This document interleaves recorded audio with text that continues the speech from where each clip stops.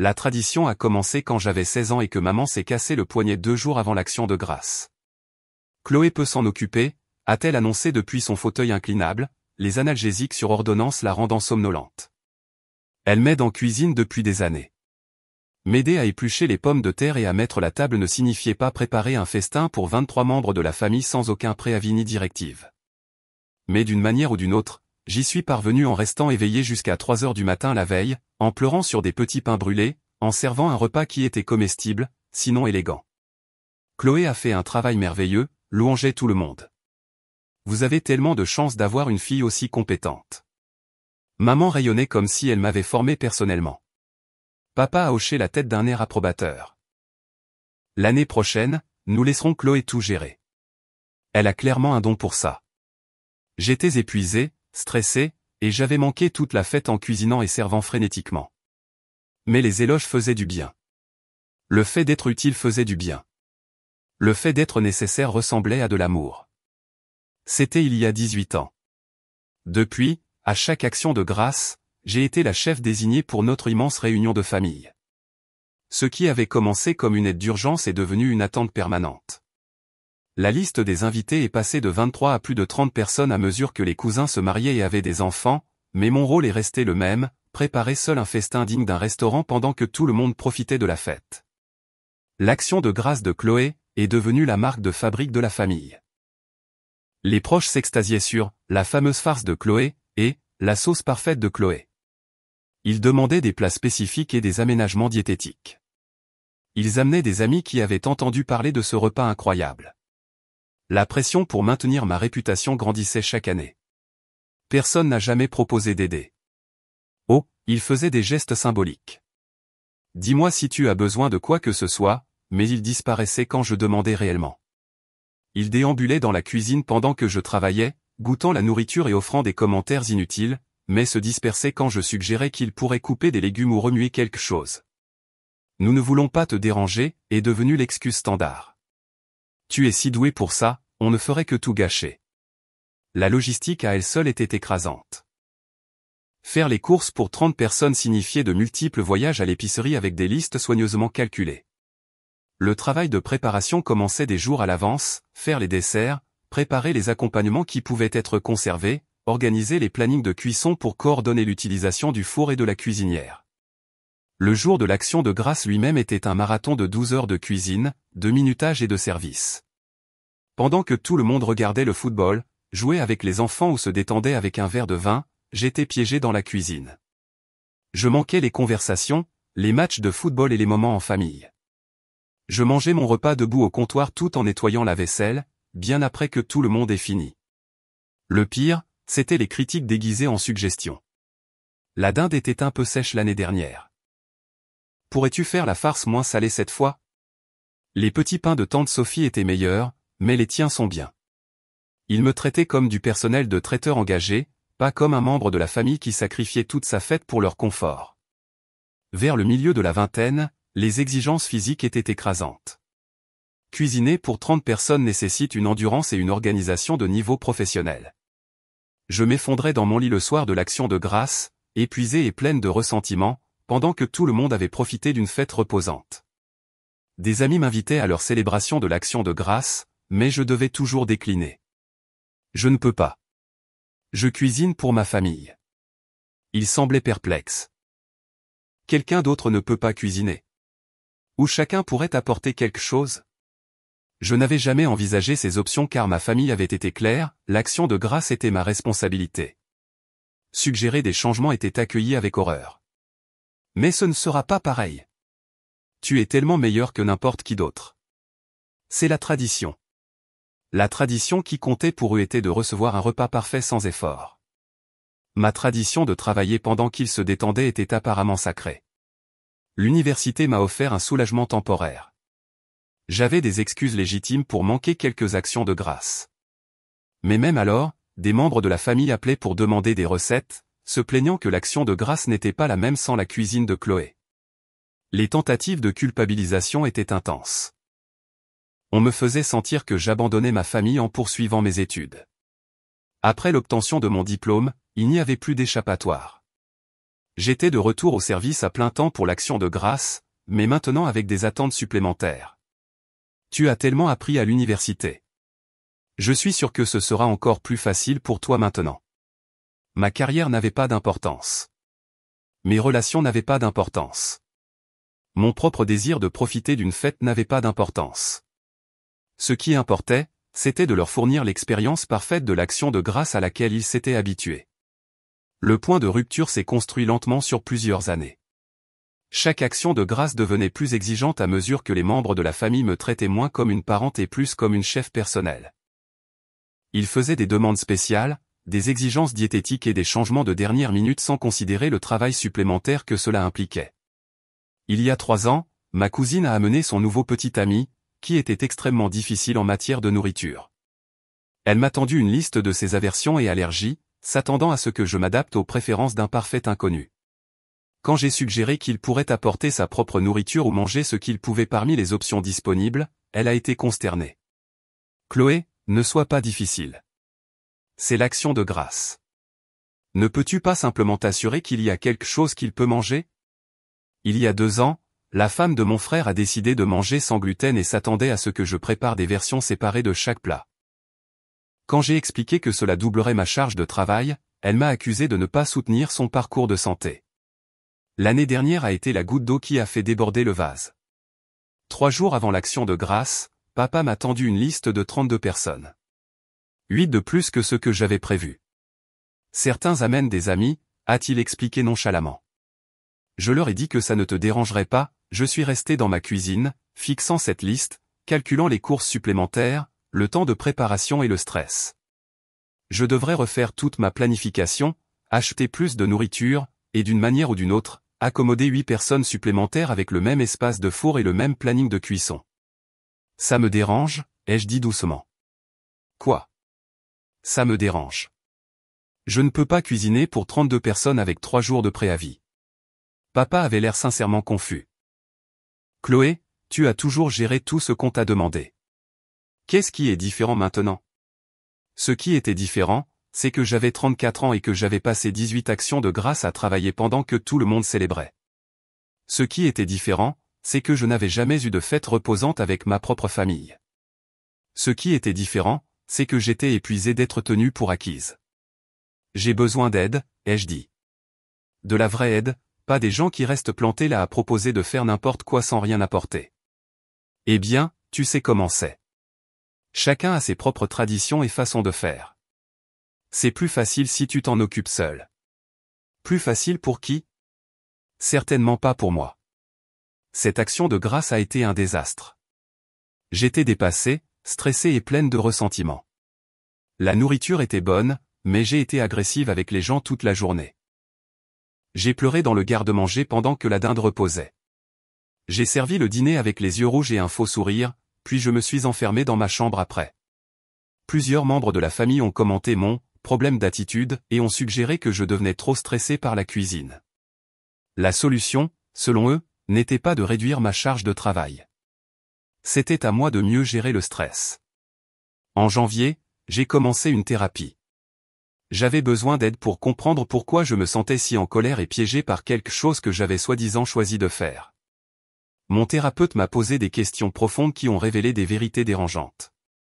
Aimez-vous cuisiner pour votre famille?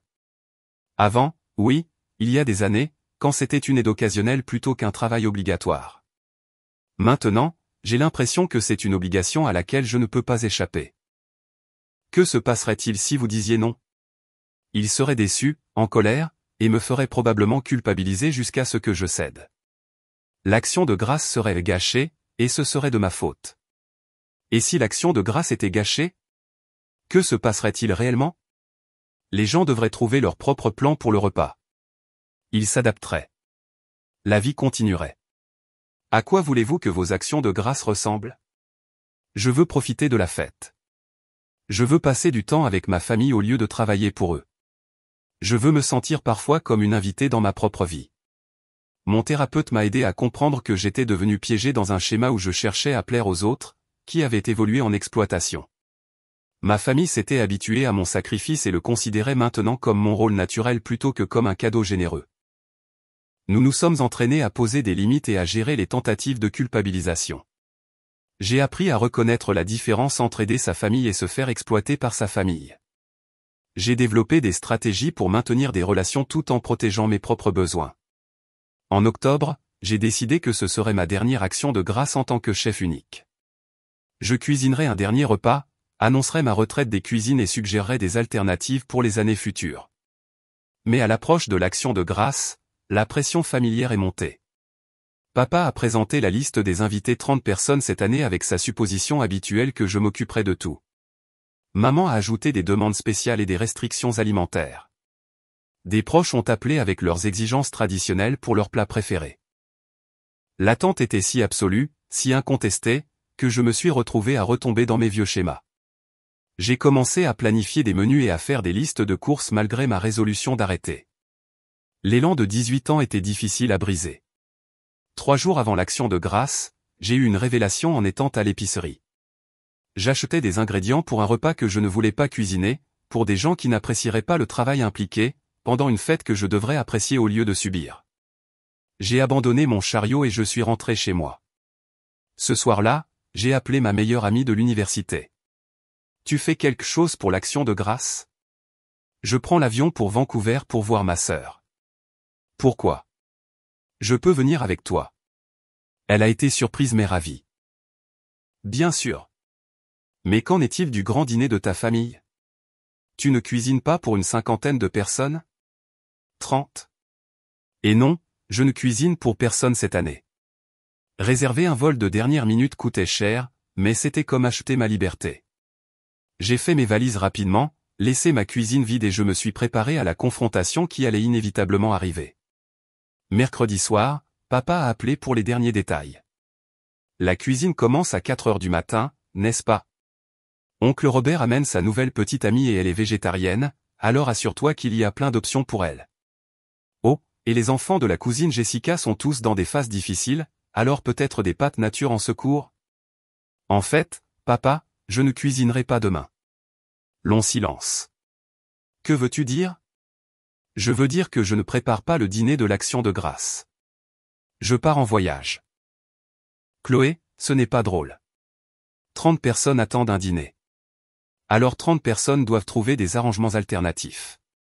Tu ne peux pas simplement abandonner la famille. C'est l'action de grâce. Je n'abandonne personne. Je prends une pause du rôle de traiteur non rémunéré. La conversation a rapidement dégénéré. Papa a été en colère, puis paniqué, puis furieux à nouveau.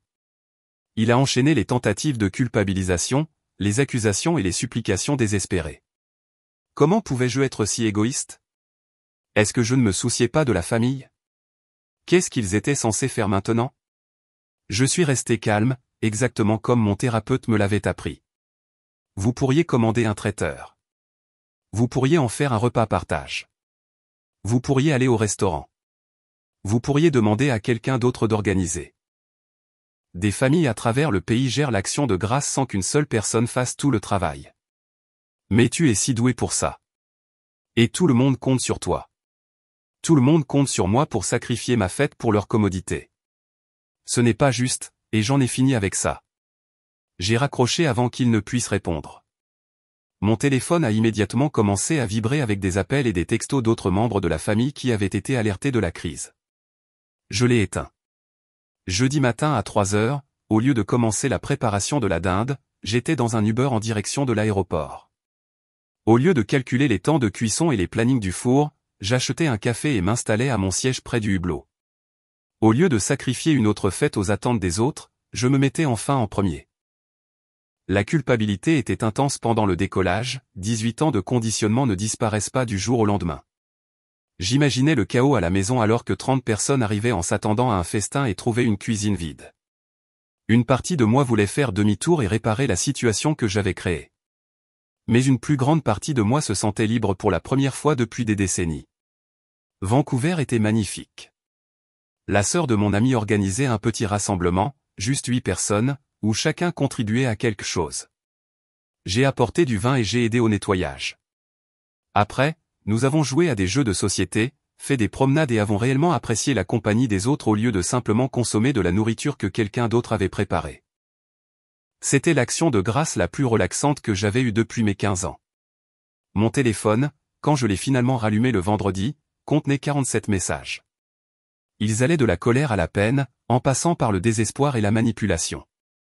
L'histoire que j'ai reconstituée était prévisiblement chaotique. La famille s'était réunie le jeudi, s'attendant à son festin habituel. Quand ils ont réalisé que je n'étais pas là et qu'aucune nourriture n'était préparée, la panique s'est installée. Certaines personnes sont parties pour trouver des restaurants, la plupart étaient fermés. D'autres ont pillé le garde-manger de mes parents pour y trouver tout ce qu'ils pouvaient. Quelques proches sont allés dans les épiceries et ont acheté des plats préparés. Ils se sont retrouvés avec un repas hétéroclite de dinde acheté en magasin, de purée de pommes de terre instantanées, de légumes en conserve et de tartes surgelées. C'était, selon plusieurs messages, un désastre et la pire action de grâce de tous les temps. Plusieurs membres de la famille m'ont reproché d'avoir gâché la fête. D'autres étaient blessés que je sois parti sans prévenir. Quelques-uns étaient en colère que j'ai abandonné la famille à un moment où nous sommes censés être ensemble. Mais enfouis parmi les tentatives de culpabilisation et les accusations se trouvaient quelques messages qui me donnaient de l'espoir. Mon cousin Marc, je n'avais jamais réalisé tout le travail que tu fournissais pour l'action de grâce. Je suis désolé que nous t'ayons tenu pour acquise. Ma tante Lise, je comprends pourquoi tu avais besoin d'une pause. Nous aurions dû aider davantage au fil des ans.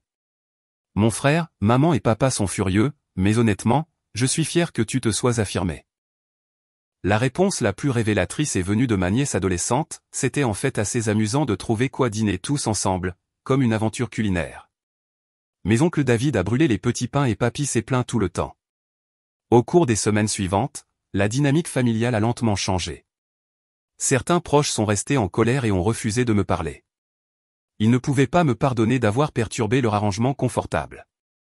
C'étaient des gens qui ne m'avaient valorisé qu'en tant que prestataire de service, et sans ce service, ils n'avaient plus d'utilité pour moi.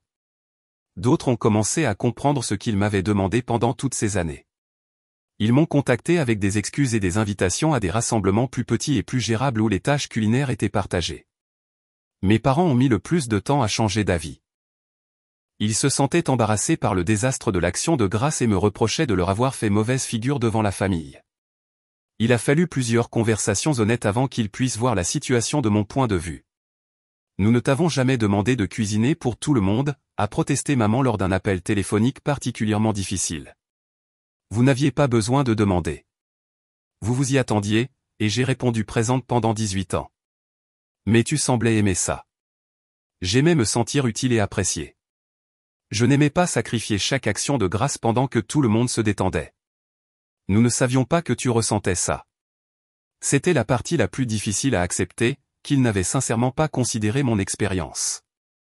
Dans leur esprit, je remplissais mon rôle naturel de soignante de la famille. Ils ne s'étaient jamais demandé si ce rôle était juste ou durable parce que cela fonctionnait pour eux. Finalement, nous avons trouvé un nouvel équilibre. L'action de grâce est devenue un repas partage où chacun contribuait selon ses capacités. Certaines personnes apportaient des apéritifs, d'autres s'occupaient des accompagnements, et quelques-unes géraient les desserts. L'hôte, qui changeait chaque année, fournissait la dinde et la coordination. Les repas n'étaient pas aussi élaborés ou parfaitement coordonnés que mes productions en solo, mais ils étaient plus agréables parce que tout le monde participait. Les gens appréciaient davantage la nourriture quand ils comprenaient le travail que cela impliquait. Les enfants apprenaient à aider au lieu de simplement consommer. Plus important encore, je pouvais être un membre de la famille au lieu du personnel de cuisine. Je pouvais m'asseoir avec mes proches, regarder le football, jouer avec les enfants et profiter réellement de la fête que j'avais passée à travailler pendant près de 2 décennies.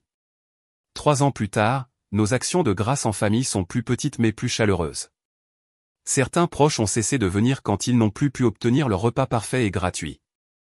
Mais les personnes qui sont restées voulaient sincèrement passer du temps ensemble. Nous nous concentrons davantage sur les liens et moins sur la consommation. Je cuisine toujours, mais comme une contributrice parmi tant d'autres plutôt que comme la seule pourvoyeuse. Je prépare des plats que j'aime cuisiner et je mange des repas qui sont encore chauds. J'ai des conversations pendant le dîner au lieu de le servir. Je participe à ma propre fête. Le voyage à Vancouver est devenu une tradition annuelle. Mon ami et moi alternons entre rendre visite à sa famille et explorer de nouvelles villes pendant la semaine de l'action de grâce.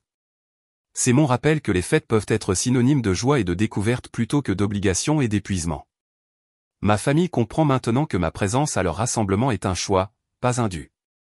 Cela rend le temps que nous passons ensemble plus significatif parce qu'il est basé sur un plaisir mutuel plutôt que sur un service à sens unique. En y repensant, j'ai réalisé que ma rébellion de l'action de grâce ne consistait pas à abandonner ma famille. Il s'agissait de la sauver. L'ancien système était insoutenable et injuste. En refusant de continuer à le permettre, j'ai forcé tout le monde à trouver une meilleure façon de faire. Les personnes qui tenaient vraiment à moi se sont adaptées et se sont excusées.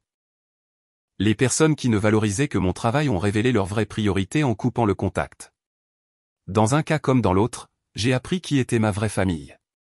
Aujourd'hui, je suis reconnaissante pour beaucoup de choses à l'action de grâce, les membres de la famille qui m'aiment en tant que personne, pas en tant que prestataire de service, la confiance nécessaire pour poser des limites, même quand c'est difficile, la liberté de profiter des fêtes au lieu de les subir. Et la certitude que se choisir soi-même n'est pas égoïste, c'est nécessaire. Parfois, la chose la plus aimante que vous puissiez faire pour votre famille est de refuser de les laisser profiter de vous. Cela force tout le monde à évoluer vers des schémas plus sains et des relations plus authentiques. Ma cuisine n'est plus une prison, et l'action de grâce n'est plus une source d'angoisse.